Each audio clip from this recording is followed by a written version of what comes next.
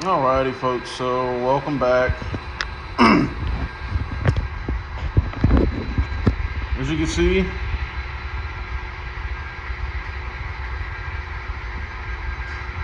the exact same train that was giving me problems yesterday is running, including 4122. That was one of the ones that was giving me problems. Sitting here, very nice. I've actually ran it just a few feet just to make sure everything was fine. Everything's fine now. So, and I put pretty much the exact same amount of locomotives back on the track. So there's 6 total. Two, and the 2 that are right there. I don't know what happened. Just gremlins, I guess. And I don't know if it's got something to do with the heat in here. As I mentioned yesterday, eventually we're going to probably put something right about here to get some AC and heat and air purifying in here. We're going to talk to a couple AC people to see if they know anybody to potentially install that and how much it would be and everything. Because the only source of AC I got is that. But before we even get to any of that, the main thing that I'm going to start working on is the layout. And as some of y'all know, just recently saw, I bought some Walther's track because that is what I decided to go with. That is what they had is what's going to work for me. And testing 2 of the things that I mostly bought, the reason for the Walther's track is the curved turnout. Now I went with the 2024 hand turnout, radius turnouts, and I laid them down here. Obviously they're not squared up, but there. So my thinking is these will obviously probably be pushed in a little bit further than where they are. I might even bring this one down a little bit further. It's all going to be played, of course.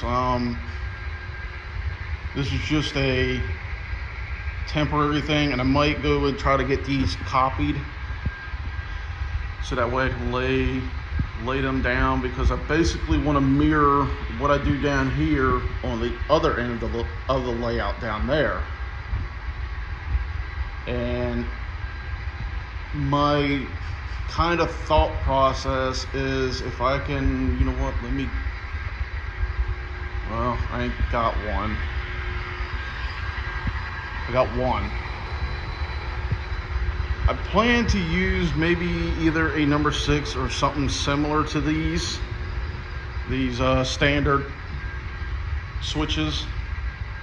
Considering that I only use 4-axle engines, and if I do get an Amtrak, it's going to become an F40 PH, which is another 4-axle. So I don't have to use extremely tight radiuses, which is a good thing. Let's see if I can makeshift this real fast to get basically a visual of what I plan to do.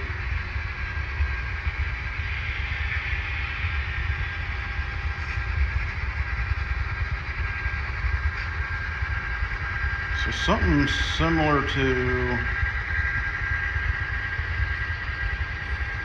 if I can get it here, there we go. Something similar to that on just this side and possibly the other side. So yeah, I may have to give it a little bit more room, between the switches, like maybe something like that.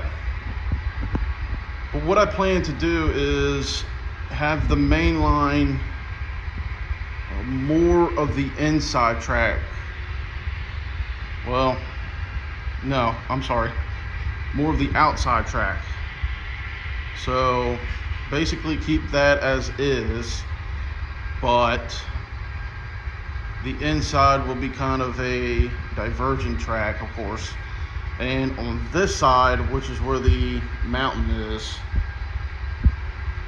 this side will come over in here, obviously, and come into the locomotive facility that I will have over here.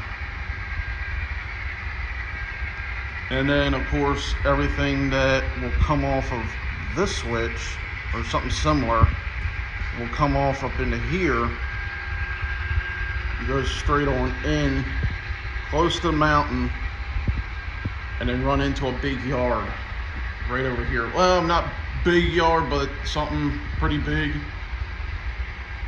I might even push the locomotive facility over here somewhere and put maybe 1 or 2 industries over here. I'm not entirely sure. Or just make it a whole town scene. And like I said, do something similar to over here where the 2 switches are back to back to each other. The 20 and the 24 inches right there. So I'll think of it. One of the things that I've been working on has been trying to get this layout as level as possible, which a lot of people will say wood and heat and humidity do not mix well. So I've been getting a lot of the layout bumping up and down, and the only other problem that I have so far is right here. There's 2, I can't pull this back, but this is one section, this is another section basically. So there's this table and there's that table. These are modulars, so I got it about as close as I can, and if I use some of putty, such as like what I got over there sitting,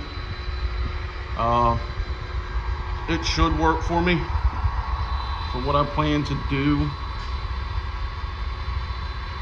But that's basically all I've been doing lately. So not a whole lot, but the planning stages have commenced. So the only problem is this track. This stuff is pretty expensive, I'm not gonna lie, but just the look of it, I'm much happier. So only thing I'm gonna be worried about is wiring these things up. But I've been watching a lot of what the heck is his name on YouTube? Larry Puckett, the DCC guy, and he's been doing a lot of reviews on such as Walther's track and how to lay out their track. He even did a review on the Walther's foam board. So I don't think I'm going to do that. I'm just going to kind of, I know a lot of people are going to be kind of upset about it, but this to me is going to be a little bit easier to manage, I think. I don't plan to solder my rail joiners, even though surprisingly I don't really have much problem with my track out here. I've had it 100 and some odd degrees outside, I mean, this past summer we've had 110 degrees with the heat index, 116 I think it was one time. And you know, garages, they get extremely hot. Right now I'm hot, hence the reason for the fan. And sorry I made y'all dizzy. None of this moved. Like, nothing really showed any signs of like movement like this.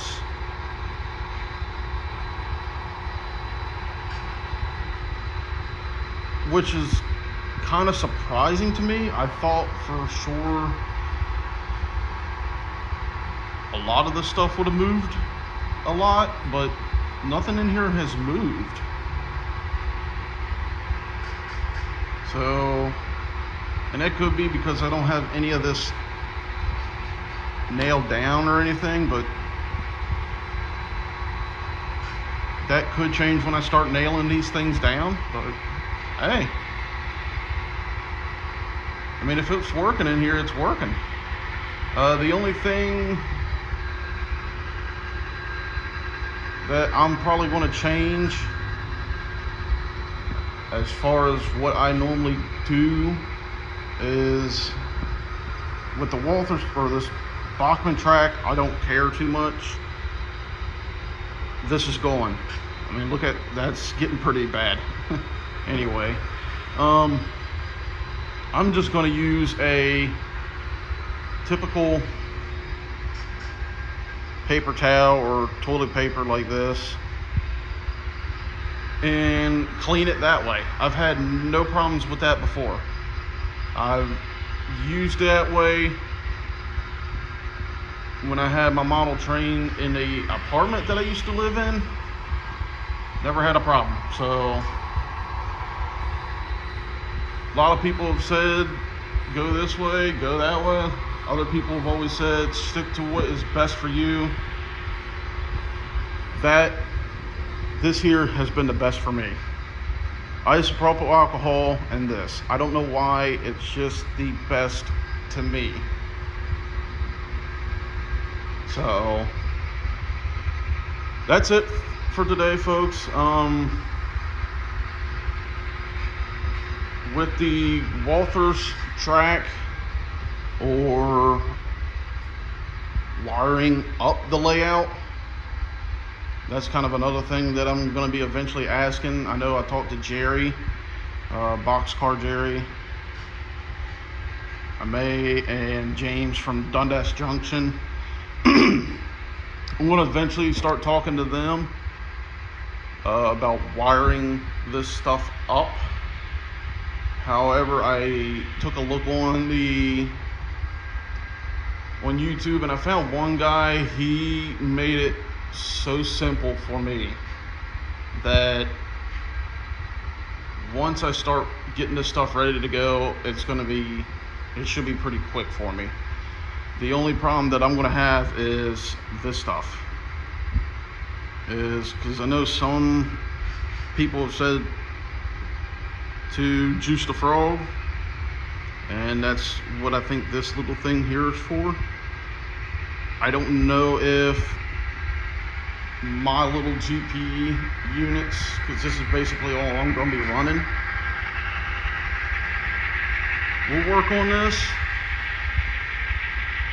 I tried hooking up a makeshift way to see if it'll work, but the thing that I used did not want to work. I don't know why, but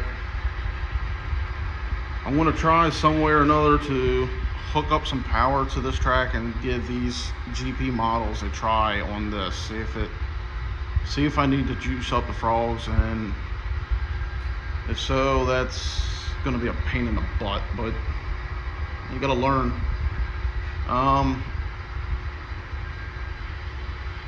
But yeah, as soon as my last 2 records come in, which should be here at the end of the month, save up a little bit, a couple dollars for a while, and I'll order 2 more of these, and we will start laying out the main line and go from there. So that's it for today, folks. Until next time, enjoy modeling, and we will talk to y'all later. Bye for now.